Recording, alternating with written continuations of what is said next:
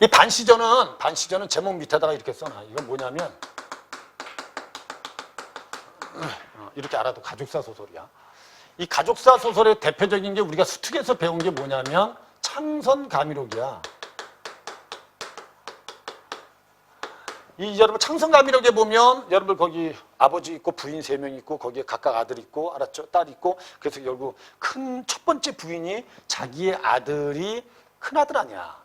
이 큰아들의 자리를 빼앗기지 않기 위해서 둘째 부인의 자식, 셋째 부인의 자식들을 괴롭히는 거거든. 이런 가족사 소설의 문제가 뭐냐면 대체로 인물들이 복잡해. 그래서 원래 수능시험에 가족사 소설이 나오면 대체로 애들이 많이 틀려. 응? 그 다음에 이제 가족사 소설의 또 하나의 문제가 이런 거예요, 이런 거. 사시남정기. 얘네들을 이제 가족사 소설이라고 하거든.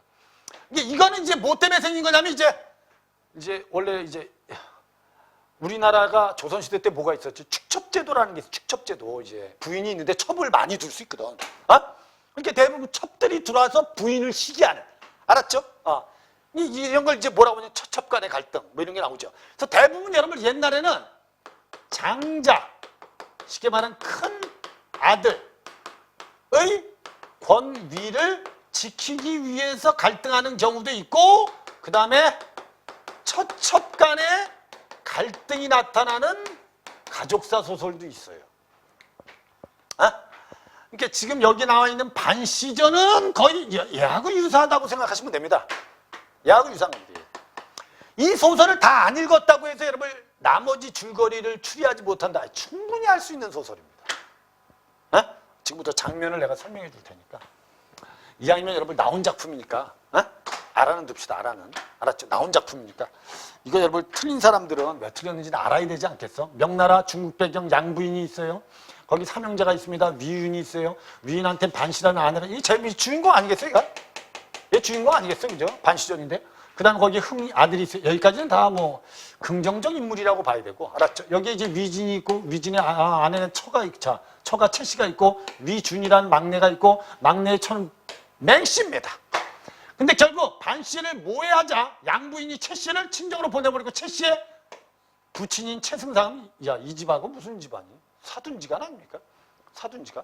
어떻게 보면 사둔 어른이 큰 아들을 알았죠? 유배를 보낸 겁니다. 그러니까 이렇게 보시면 돼. 그러니까 큰 아들이 있고 큰 아들의 부인. 그 다음에 둘째 아들의 부인이 있다. 근데 셋째 아들의 부인이 있다. 이렇게 생각해봐. 그러니까 아들만 있는 집은 이게 좀 그럴 수 있어. 근데 딸만 있는 집도 똑같아. 만약에 여기 다 딸인데, 알았죠? 큰 사이, 둘째 사이, 세 번째 사이 뭐 이렇게 쭉 있어. 알았죠? 근데 큰 사이는 병신이야. 두 번째 사이는 고위직 공무원이야. 알았죠? 셋째 사이는 의사야. 그럼 얘 병신인데. 지금도 그래. 지금도 여러분 대부분 이제 아들 있는데 거기에 며느리가 들어왔는데, 알았죠? 어떤 집은 그 처가가, 알았죠? 아주 큰 종합병을 하고 있고, 어떤 사람은 무슨 뭐 그냥 저 시장에서 물건 파는 사람이다. 이러면 이제 그것 때문에 이게 달라질 수 있어, 위치가. 그래서 첫째 부인은 착해. 근데 둘째 부인은 이거 봐, 최승상의 딸이야. 높은 벼슬아치의 딸이야. 그러니까 당연히 얘가 집안에 와서 뭐 하겠니? 거만을 떨고 지랄하겠지. 당연한 거 이건. 알았죠? 얘가 문제가 된 거야, 얘가. 맹씨? 얘는 내가 보기엔 그냥 얘 따라하는 애 정도라고 생각하시면 됩니다. 이렇게 된 거예요, 구조가. 그럼 이렇게 되면 이제 집안은 얘 때문에 이제 풍비박산이 나는 겁니다. 그래서 원래 여러분 아들들이 있는데 며느리가 들어왔는데 둘째 며느리가 위세가 크다. 그러면 이 큰 며느리는 진짜 고생합니다. 제사 다 준비하고 뭐 지랄하고 뭐 하면 이제 이 둘째 며느리는 맨날 그냥 돈이나 홀라당 보내고, 알았죠? 형님 나 일 있어 못 가요. 지랄하면 이제 얘만 고생하는 거죠. 이런 집 안 가는 게 좋아. 안 가는 게. 결혼 안 하는 게 좋아. 알았죠? 이건 남편이 좋다고 결혼하는데 이건 현실이야, 현실. 이런 경우하고 똑같은 거야. 현대에도 이런 갈등은 있냐니. 현대 사회에도 있다는 거야, 이게. 이제 고전 소설이 출제가 될 때는 현대 사회의 관련성이 다 있어요. 그래서 결국 이 둘째 아들의 부인인 채 씨가 결국 최승상의 딸이고, 결국 얘가 결국 집에서 쫓겨났지 뭐야. 시댁에서. 결국 최승상은 화가 나서 위윤을 귀양 보내고 양부인은 결국 최 씨를 절대 집에 들이지 말라고 하고 뭐 했어요? 죽었죠. 이 양부인의 죽음 있죠. 이게 이제 뭐를 고조시키겠어요? 양부인이 살아있으면 갈등은 여러분들 절대 겉으로 나타날 수 없는 거야. 속에 숨어 있는 거지. 알았죠? 근데 양부인이 죽고 나면 갈등이 드러나는 거지. 자, 이게 결국 유언을 남기고 죽은 게 갈등이 겉으로 드러나게 된 계기라고 생각하시면 돼요. 여기까지 인물관계 이해됐죠? 이 가족사 소설은 대부분 앞부분의 줄거리가 대체로 다 이렇게 나옵니다. 인물의 관계를 설명하는 걸로 나온다는 거야. 이해된 거지? 어? 요거 진짜 파악 잘해야 돼. 그러고 나서 이제 뒤에 보면 뭐라고? 반씨가 시체를 붙들고, 시체가 누구니? 이 씨가 누구니? 양부인이죠? 반씨가 양부인을 붙들고 통곡 혼절하니까 결국 시어머니가 죽었어요. 기절했어. 흥이 대경하여서 수족을 주무르면서 약물을 들여오니 이윽고 진정하여 흥이 왈. 아니 모친은 진정하시고 초상을 치러야죠. 됐죠? 초상을 치른다는 건 장례를 치른다는 겁니다. 알았죠? 반씨가 망극한 중에 그 말이 옳다고 여겨서 초상을 치르려 할 때 문중이 왔다. 이 문중이 여러분 여기서 이제 학생들이 이해가 좀 안 되는 게 이런 것들이 이해가 좀 안 되는 거야. 그래서 대체로 여러분 이 그 마지막 지문에서 문제 많이 틀린 것 중에 하나가 43번 문제 많이 틀렸어 사실. 43번 문제가. 이게 오답률이 문학에서 아주 높아. 어? 그러니까 이 문중이라는 게 여러분 뭐냐면 봐봐. 그러니까 우리가 이런 게 있어. 옛날에 여러분 문중이라는 게 집안이야 집안. 집안. 그러니까 양씨 집안. 어? 김씨 집안에 문중이 있단 말이야. 그럼 각 지역에 있는 누가 양씨 중에 누가 죽었어. 알았죠? 그럼 문중이 얘기하면 문중이 그걸 이야기를 듣고 그 사람이 묻힐 땅을 이렇게 정해 주거나 장례를 누가 하라는 둥 이렇게 약간 지시를 해주는 곳이란 말이야. 여긴 뭐가 있겠니? 당연히 집안 어른들이 있는 거야. 그래서 여러분 너희들도 나중에 봐봐. 부모님이나 할머니들이 이렇게 돌아가시거나 하면 알았죠? 문중에 연락하면 문중에서 장례 어떻게 치르고 어디에 묻으라고 이렇게 다 얘기해 주는 경우도 있고 알았죠? 이런 문중이 별로 중요하지 않은 사람은 자기들이 결정하는 거야. 예전보다는 이게 별로 의미가 없어졌죠. 많이 없어졌죠. 어? 근데 아직도 이게 아주 강한 힘을 가지고 있는 성씨들이 꽤 있다니까 이 문중이. 무슨 뭐 안동에 무슨 씨, 어디에 무슨 씨 하면 여러분들 어? 문중에 무슨 가장 큰 며느리 하면 제사 더럽게 많이 하고 알았죠? 어? 그래서 힘들다 뭐 그런 말 하잖아. 그게 바로 이 문중이야. 이 문중이 모여서 최 씨에게 부고를 알릴 것을 의논합니다. 아까 분명히 알리지 말라 그랬죠. 이 부고라는 건 여러분 뭐냐면 죽음 소식이야. 죽음의 소식. 이해된 거죠 이제? 이걸 알릴까 의논하니까 위진이 자기 부인 얘기 아니야. 이게 뭐라고 해? 최 씨가 잘못은 한 게 아니라 모친이 양 씨가 잠깐 양부인이 노하여서 보내 계시니 무슨 일로 알리지 않겠습니까? 자기 부인 데리고 오라는 거야.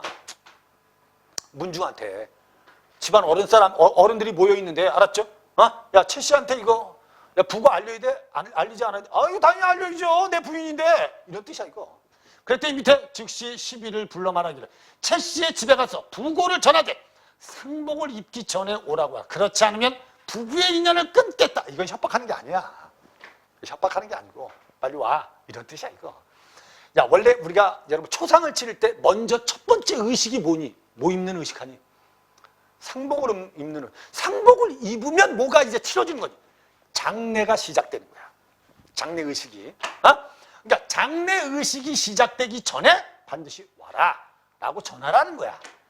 이게 결국 이제 위진은 자기 부인을 빨리 데리고 오려고 하는 거지. 이번 기회를 이용해서 이러면 이제 최 씨가 돌아오면 집안은 어떻게 되니 이제? 집안은 어떻게 되니? 뻔하지 뭐. 근데 결국 반씨 아웃 됐죠? 맹씨 다시 누구? 최 씨 밑에 붙어서 그럼 결국 이제 반씨를 내쫓으려고 하지 않겠어? 그러니까 지금 이런 말이야. 양부인은 죽었어. 알았죠? 여기하고 비슷한 게 최승상 여기 이제 사돈이야.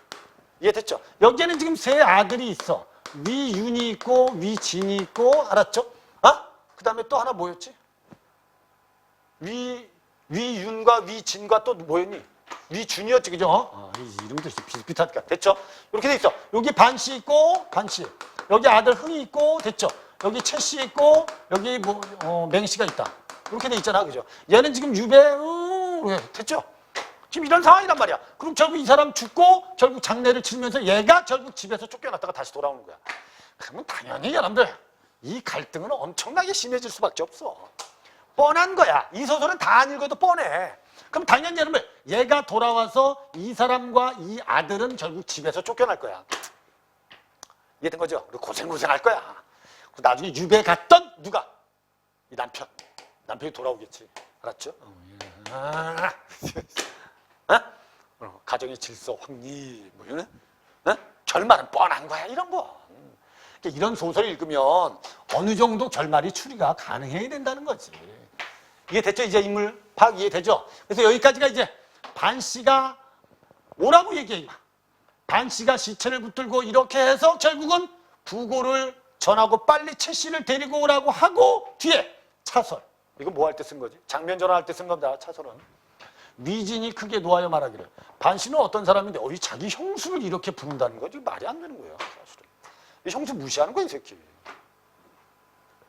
반 씨는 어떤 사람인데 상중에 옳고 그름을 도두어서 요란하게 합니까? 형님이 아니 계시어서 내가 주장을 할 것이니 두 번 말하지 마세요. 이 주장이란 말은 장례를 자기가 주관하겠다는 소리입니다. 형수 빠져. 이런 뜻이야. 무슨 말인지 이해됐죠? 형수 빠져. 그랬더니 형님이 아니 계신다고 이렇게 하니까 노복을 재촉하여 보내니 흥이! 야, 흥이 어떻게 보면 뭐에 해당하니? 이 집안에. 아버지가 없으면 뭐에 해당해? 장손이지 뭐야, 장손. 알았죠? 흥이 죽은 양부인 옆에 엎드리면서 통곡하여 큰 소리로 말합니다. 뭐라고? 숙부는 누구니, 얘가? 얘가 누구니? 위진이죠, 그죠? 위진이죠. 오케이? 위진입니다. 반 씨는 동그라미. 됐죠? 결국 이제 숙부는 주장이 되었을 따름이거늘 초상 만극 중에 벌써 할머니의 유언을 저버립니까? 한갓 아내만 중히 여기시고 저다지 노하시니 소질은 여러분 자기 자신을 낮춘 거야. 질자가 뭐냐면 조카질자야. 소질 하면 소자하고 똑같은 거야. 자기를 낮춘 겁니다. 이 조카가 알바가 아니로되 금일 문중이 모두 다 공론하여 여차한데도 구태여 유언을 저버리니 이는 문중의 뜻을 어기는 거다. 소질의 마음도 불가하다고 생각한다. 쉽게 말하면 누구 데리고 오지 말라는 거니? 최 씨 데리고 오지 말라는 거야. 알았죠? 최 씨 데리고 오지 마라. 그랬더니 뒤에 반 씨가 꾸짖어 말하기를, 야, 아니 어른들이 얘기하는데 조그만 아이가 방자하게 어른을 시비하니. 그랬더니 위진이 크게 놓아여 말하기를, 이는 분명히 너의 말이 아니다. 누구의 부탁을 듣고 내 말이 여차하면 너는 대답을 이리 하라 한 것이다. 너에게 분명히 시킨 사람이 극한 요물이다. 이거 누구 비꼬 와서 말한 거니? 이 새끼 누구 비꼰 거니? 반씨 비꼰 거지. 반씨가 이랬을 거라는 거야. 자기 아들한테 이렇게 시킨 거 아니겠느냐. 반씨 비꼬는 거야. 너 혼자 말이면 어찌 이렇게 말하겠냐. 네 비록이 유약하지만 알았죠? 내 말은 내가 시행할 수가 없다, 이 자식아. 내 말대로 했마. 그래서 모든 친척이 칭찬무리하더라. 이때 칭찬무리란 말은 이게 참 애매해. 칭찬하지 않는 사람이 없다, 이런 뜻이거든. 이게 누굴 칭찬하는 거냐. 내가 보기에는 아마 흥을 칭찬하는 거 아니겠어요? 알았죠? 그렇게 봐야지. 이렇다고 여러분 위진을 칭찬한다고 보기는 어렵습니다. 이해됐죠? 그리고 밑에 있는 거 흥이 숙부의 불측한 심사를 듣고 큰 소리로 이렇게 또 여기선 주로 누구하고 누구의 갈등이냐? 앞부분은 누구하고 누구의 갈등이냐? 앞부분은 본문은 위진과 누구의 갈등이라고 봐야 돼. 이렇게 된 겁니다. 흥의 갈등입니다. 알았죠? 그럼 위진과 흥의 갈등의 원인은 뭐 때문이냐면 요 위진이란 놈이 알았죠? 뭐의 자리를 차지하고 싶어서 이런 거니? 큰아들의 자리를 차지하고 싶어서 그래요. 옛날에 큰아들들은 여러분 지금도 그래. 큰아들들이 여러분 뭐 하죠? 무슨 권을 가지고 있니? 큰아들들이 뭘 가지고 있니? 제사권을 가지고 있죠. 이 제사권은 엄청난 건 아닙니다. 제사권이 있기 때문에 예전에 조선시대 때 큰아들한테 더 많은 재산을 물려주는 겁니다. 이걸 뺏기면 큰아들은 아웃입니다. 아웃입니다.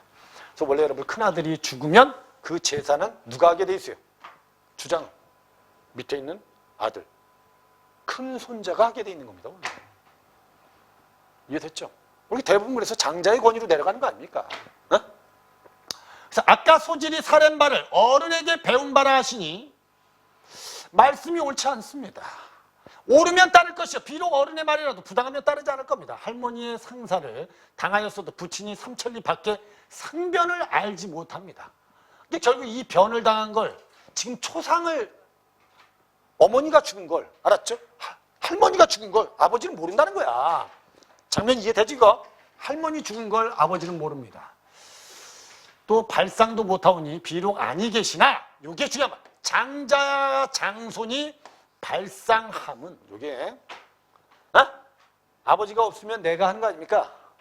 이건 예전에 예문에 다 들어있습니다. 그러니까 결국 당당하옵건을 그 의논치 아니하시고 누구와 더불어서 대상을 할 겁니까? 이 대상이란 말이 그 말이야. 대상이 바로 이 뜻이야. 대상이란 말이 장자 장손이 발상하는 걸 대상이라 그래. 무슨 말인지 이해되죠? 장자의 장손이 발상하는 걸 대상이라 그래. 아버지가 죽으면 알았죠? 그 아들 손자가 한다는 소리입니다 이게. 근데 여기서 문제가 된 게 뭐냐면 위유지 여러분 죽은 거니 유배간 거니.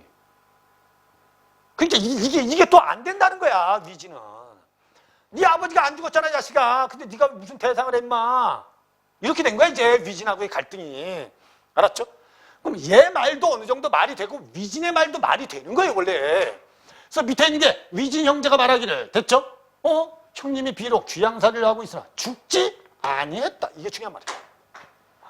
그러니까 미처 부고를 알리지 못하였으나 조그만 아이가 알 바가 아니다. 예문이 이상이라는 말이 없으니 내가 이렇게 하는 것도 예문에 이상이라는 말이 없다. 알았죠? 그러니까 내가 이렇게 하는 것도 문제가 되지 않는다. 야, 네 뜻을 따를 수 없다. 이렇게 된 거야. 그래서 모든 사람들이 흥이 비록 어리나 흥이 소견은 이치에 있어 우리도 생각지 못한 일이거늘 이 말이 가장 옳은지라 바삐 대상을 하라라고 문중 사람들이 얘기했을 거야 이제. 문중 사람들은 야, 그 흥을 중심으로 해서 대상을 치러라. 근데 위진 형제가 큰 소리로 노하면서 위진 형제가 누구겠어요? 위진하고 위준 아니겠어요? 그죠? 형제가 노하면서 어찌 어린아이의 말로 인하여 상중대사를 그릇되게 합니까? 우리는 예문대로 할 것이니까 장자를 두고 대상을 합니까? 장자를 두고 대상한단 말은 아니 큰아들이 살아있는데 대상을 합니까? 이런 소리야. 큰아들이 살아있는데 대상을 합니까? 오케이? 장면 이해되죠? 왜 갈등하는지 알겠죠 이제? 위진과 흥의 갈등은 나봐 할머니가 돌아가셨어. 아버지 집에 갔어. 알았죠? 아버지 없어. 결국 내가 대상을 치면 돼. 흥은 알았죠? 위진은 그럴 필요 없다. 내가 알아서 한다. 그리고 최 씨를 불러들인 거야. 그럼 결국 이것 때문에 흥은 반 씨하고 더 시련을 겪을 수밖에 없어요. 줄거리가 그렇게 돼 있는 거예요. 이제. 그래서 일시에 피신하니까 문중이 상의하여 말하기를 상인이 초상을 당한 사람이 이제 우리를 피하니 더 있어서 무엇합니까? 그리고 결국 상복 입는 것도 보지 않고 장례가 시작되는 것도 보지 않고 다 돌아갔다는 거야. 문중 사람들이. 그래서 결국 우리 집의 가세는 어찌 남과 다른가? 숙부가 불의를 행하고 문중은 따로따로 흩어졌으니 무슨 아름다운 일이 있겠는가? 말을 마치기 전에 최 씨가 이르러 여기부터가 이제 최 씨가 와. 알았죠? 그러면 이제 갈등은 뭐 될까? 여기까지 위진하고 흥이 갈등했잖아. 알았죠? 장례를 누가 주관해서 할 거냐? 이거 아주 갈등한 거잖아. 근데 최 씨가 돌아와. 그러면 이제 갈등은 더 고조되는 거지. 이 최 씨라는 인물이 바로 그런 역할을 한다고 생각하시면 돼요. 나는 시댁에 득자하여서 본가에 있기로 존고께서, 이 존고는 여러분 양부인을 뜻하는 말입니다. 죽은 양부인께 통신을 못하여서 부끄럽다. 그대는 지극한 정성을 가지고 어찌 존고를 뒤따르지 않고 아직도 부지하고 너 왜 안 죽었니? 이런 뜻이야 이거. 완전히 비꼬는 말이야. 야, 너 시어머니 그렇게 좋아하는데 너 시어머니랑 같이 죽지? 그때 뒤에는 그 사이 우애가 지극하여 나를 기다린 거야. 기다렸다 죽으려고? 이 최 씨가 어떻게 보면 자기 형님한테 무시하는 거야 이거. 지금도 참소와 아첨을 양부인께 구할 수 있겠어? 죽었는데? 이런 뜻이란 말이야 이거. 이거는 거의 최 씨가 저건 반 씨를 비꼬는 겁니다. 양부인 죽었는데 할 말 있어? 이런 뜻이란 말이야 이거. 그럼 여러분 반 씨가 속이 얼마나 뒤집어지겠어. 큰 며느리는 참지. 알았죠? 나중에 이제 큰아들 돌아오면 다 아웃되는 거야. 욕설을 무시하니까 반 씨가 분함을 겨우 참아서 다만 대답하지 않더라. 이때 최 씨가 흥을 꾸짖어 말하길 너는 아니 어린아이가 무슨 일을 안다고 아는 척하니? 우리를 원수로 지목하냐? 너 그러면 우리 일문을 다 삼킬 줄 아느냐? 너 이 새끼야? 야, 네가 우리 집안을 다 삼키려고 그래? 너 너 어린 자식이 못해 임마. 그래서 뒤에 흥이 대답지 아니할 뿐더러 장례를 일을 당하니 부인을 선산에 일단 안장하고 이제 결국 이제 위진이 주축이 돼서 이제 장례를 치는 거야. 집안 형세가 모두 최 씨하고 맹 씨한테 돌아가. 두 사람은 이제 결국 이제 남편이 주야로 남편을 유혹하여 반 씨 모자를 결국 100가지로 모해하니 반 씨가 흥을 불러서 말합니다. 반 씨가 이제 흥을 불러서 뭐 하겠어요, 이제. 이런 상황이니까 대책을 세워, 이 대책을. 이해됐죠? 이 미혹이란 말이 여러분 정신을 혼란스럽게 한다는 소리입니다. 이해됐죠? 우리 모자가 이제 독수에 들었다. 독수가 누구겠어요? 독수가 누구겠어요? 이 손에 든가, 이 손에. 어? 그래서 결국 면치 못할 것이다. 미리 화를 피할 곳을 정하자.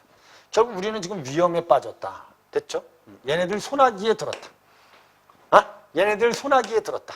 대책을 세우자. 인하여 양부인 묘소에 초막을 짓고 3년상을 마친 후에 다시 거처를 정하고자 하여 이에 약간의 비복을 거느리고 조상을 모신 사당에 통곡하고 산중으로 들어가 보는 사람은 저마다 비참.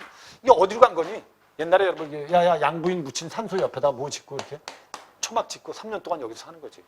그리고 이거 끝나면 그때 이제 다음 거처를 우리 그때 정하자. 그럼 여기서 이제 고생하고 있을 때 누가 찾아오겠니? 나중에. 야, 고생할 때 누가 찾아오겠어, 나중에. 남편 오겠지. 알았죠? 이제 문제 다 해결되는. 이런 줄거리란 말이야, 이게. 그럼 여기서 주로 나타난 갈등은 무슨 갈등이라고 보시면 되냐? 이렇게 보면 돼. 소설은 갈등 문학이라고 그랬잖아. 반씨, 흥, 과. 알았죠?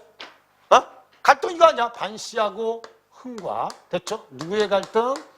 위진, 그 다음에 최씨의 갈등이 가장 핵심이라고 보셔야 돼. 이게 어떻게 보면 이제 착한 사람이 나쁜 새끼, 뭐 이렇게, 나쁜 년놈, 이렇게 보면 되죠. 이해되죠? 그러니까 선악 대결도 있는 겁니다. 그럼 이거 가지고 이제 문제 보면 요게 이제 많이 윗글에 대한 이해로 적절한 걸 찾아라. 흥은 문중 사람들의 의견을 근거로 최 씨에게 부고를 전하지 말자고 반대합니다. 이게 맞는 말이거든요, 이게. 근데 이제 대부분 이걸 이제 선택지로 이제 답으로 찾지 못한 학생들이 많았다는 거예요, 이게. 그 다음에 최 씨는 자신을 본가로 보낸 양부인에게 지속적으로 사죄했듯 반 씨는 남편에게 부고를 전하지 않으려는 위진을 칠채 문중 사람들은 위진에게 모친의 묘소를 정하도록 위임 됐죠. 위진은 위윤의 뜻에 따라 다 틀렸잖아요. 그러니까 이런 문제는 안 보이면 아닌 걸 지우고 여러분들 그냥 답을 찾아가는 형식으로 풀어야 되는 거야. 이걸 여러분 답을 찾을 때까지 계속 뒤지는 게 아니고 시험장에서는 아닌 거 지우고 확실한 거 다 지우고 알았죠? 나머지 거 여러분 확인이 안 되면 그냥 답이라고 하고 넘어가야 되는 거야. 시험 볼 때는. 그 다음에 44번에 기억 미임에 대한 설명을 적절하지 않은 건데 과거의 사건에 대한 자신의 판단을 제시하며 자신이 하려는 행위 정당성을 강조한다. 다른 사람의 권위에 기대며 자신의 생각이 옳음을 강조해. 다른 사람의 권위에 기댄 거 없다. 지금 여러분 흔히 말하는 것 중에서 이 니은은 뭐죠? 소질이 사려올 바는 어른이 배운 바가 있으면 옳으니까 따를 것이고 어른의 말 중에서 부당하면 따르지 않을 겁니다. 자기 생각을 얘기한 거야 그냥. 어른의 행동이 옳으면 따를 거고 옳지 않으면 안 따르겠다. 자기의 태도를 쓴 거야. 이건 여러분 들어있지 않아요. 현재 상황을 설명하면서 상대방의 제안에 대해서 무시하는 태도를 드러내고 있다. 상대방의 행동을 평가하면서 현재 상황에 대해서 실망감을 드러낸다. 앞으로의 일을 예측하며 행동의 방향을 제시한다. 이해되죠? 이거다. 이해되죠? 그죠? 이 정도는 이해할 수 있는 거다. 45번 문제도 이게 이제 그 말이야. 나봐. 여기 보면 이제 갈등의 원인이 나와. 나봐. 조선은 사대부 집안은 가문의 권위를 유지하기 위해서 장자 중심의 수직적인 위계 질서를 중시하. 이게 여러분 창선가미록하고 똑같은 거예요. 그래서 수능특강에 있는. 그래서 밑에 가문의 중대사를 결정할 때 문중의 공론과 예문을 따르도록 했습니다. 특히 장자의 부재시 장손이 아버지를 대신하는 대상을 행할 수 있다는 상례는 이러한 위계 질서가 잘 나타나 있습니다. 이 작품에서 장자의 부재 시에 상례가 발생한 상황에서 기존의 가권을 지키고자 하는 세력이 누구겠어요? 반씨하고 흥입니다. 지키려는 사람은 반씨하고 흥이고. 알았죠? 가권을 차지하려는 욕망을 가진 인물이 누구겠어요? 이게 위진하고 최씨라고 보시면 됩니다. 인물을 이렇게 파악하십니다. 그럼 이걸 이제 이렇게 파악하고 문제를 보면 이제 확실하게 다 보인다는 거지. 이게. 한 번에. 한 번에 볼 줄 알아야 돼. 위진이 최씨에게 부고를 전하되 상목 입기 전에 오라고 한 것에서 위진이 모친의 유언에 담긴 수직적 질서를 상례를 치르려 했던 위진은 이거 지키려는 놈 아니에요. 위진은 이걸 뭐 하려는 놈이니? 깨려는 놈이야, 이건. 그러니까 수직적인 위계 질서에 따라서 상례를 치르려고 한 게 아니고 이 질서를 무너뜨리고 자기가 장자의 자리를 차지하려고 하는 인물이야. 그러니까 앞에서도 아까 선생님이 얘기했지만 이걸 가지고 있는 인물이란 말이야, 이걸. 각권을 차지하는 욕망을 가진 인물이지 각권을 지키려는 인물은 아니라니까. 이것도 의미에 못하면 이제 답을 못 찾는다는 거지. 이 말뜻이 무슨 말인지 모르면. 어? 그래서 이 45번도 의외로 오답률이 높은 편이에요. 어? 지금 모의고사에서. 알았죠? 나머지는 이제 위진, 상중에 시비를 돋운다며 형님이 아니 계시어 내가 주장을 할 것이라고 말한 것, 위진이 각권을 차지하려는데 반시를 방해되는 존재로 보고 있다는 거지. 얘는 각권을 차지하는 욕망을 가진 놈이고, 알았죠? 그리고 얘는 반시를 장애물로 보고 있다는 거예요. 흔히 예문을 근거로 장자, 장손이 발생하는 주장하고 이에 대해서 문중이 결정하도록 한 것에 흔히 예문과 문중의 공론을 통해서 기존의 각권을 지키려는 사람이 바로 누구다? 흥이다. 알았죠? 아버지가 없으니까 최 씨가 우리 일문을 다 삼킬 줄 아느냐고 흥을 꾸짖는 것에서 각권을 차지하려는 최 씨의 욕망이 당연히 들어있죠. 이 최 씨는 여러분 바로 이걸 가지고 있는 인물이야. 이 욕망을. 그 다음에 이제 집안의 형세 됐죠. 모두 최 씨와 맹 씨에게 돌아가. 그럼 반씨 모자는 귀하 산중으로 가. 각권을 둘러싼 갈등을 통해서 각권이 위진 쪽으로 기울어지죠. 그죠? 그럼 나중에 결국 이제 각권을 지키려는 사람들은 위기에 빠지죠. 그럼 나중에 이제 큰아들이 와서 문제 해결하죠. 그럼 이렇게 끝난다는 거지, 결국 소설. 아마 요번에 나온 것 중에서 그래서 선생님 보기에는 시문학보다는 소설문학 쪽의 오답률이 조금 더 높은 것 같습니다. 그래서 아까 소설가 구보시 일요일에서도 여러분들 구체적인 상황, 대사에 들어있는 심리, 여기서도 아까 여러분 윗글의 내용과 일치하지 않는 거 알았죠? 이런 내용 때문에 대체로 이제 학생들이 세부 읽기가 안 되면 오답률이 좀 높을 수 있다. 알았죠? 이렇게 보시면 돼요. 소설 이해되죠, 이거? 이 소설이 시험에 나온다가 아니고 이렇게 알아두라는 거예요. 가족사 소설이 나오면 뭐가 중요한지를 알아둬요. 가족사 소설은 100% 가족과 가족 간의 갈등이야. 근데 그 갈등의 원인이 뭔지를 이해하는 게 중요하고 인물 파악을 잘하는 게 중요하다. 그러니까 지금 여러분 우리가 그 수능 특강이나 수능 완성에 보면 얘들아 뭐도 있지, 거기 설화도 있지, 가전체 소설도 있지, 이런 거 안 나온다. 출제 안 됩니다. 알았죠? 그 다음에 거기 보면 여러분 뭐 판소리는 알아둬야 돼. 판소리는 알아두고 고전소설하고 판소리는 공부해야 돼. 근데 뭐 가전체 소설이다, 설화다 이런 것들은 거의 출제 안 된다고 보셔야 돼요. 그러니까 복습을 하더라도 그냥 소설 중심으로, 판소리 중심으로 복습하시면 돼요.